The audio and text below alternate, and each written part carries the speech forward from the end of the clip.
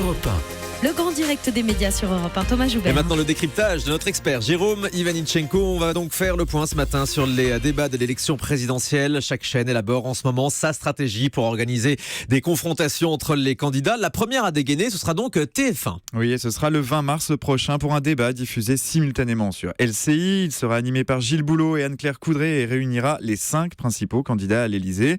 Benoît Hamon, François Fillon, Marine Le Pen, Jean-Luc Mélenchon et Emmanuel Macron.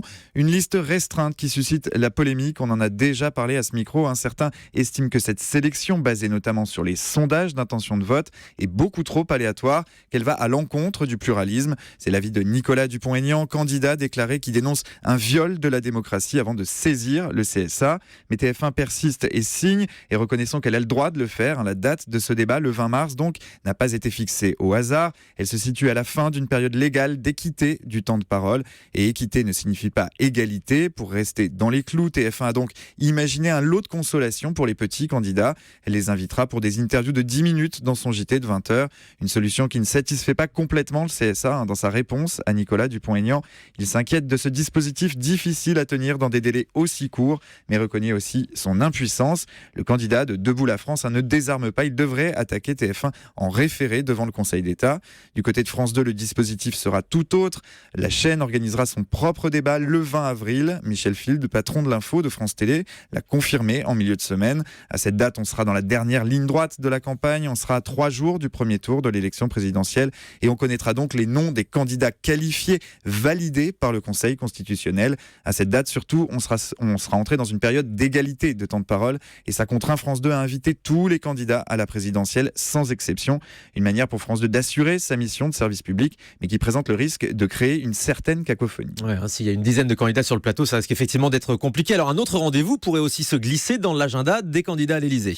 Oui, entre les deux débats de TF1 et France 2, les chaînes info comptent jouer leurs cartes, elles aussi. Pas question pour elles de rester spectatrices de cette présidentielle. En milieu de semaine, Hervé Bérou, directeur général de BFM TV, confirmait qu'il réfléchissait lui aussi à un débat en partenariat avec CNews.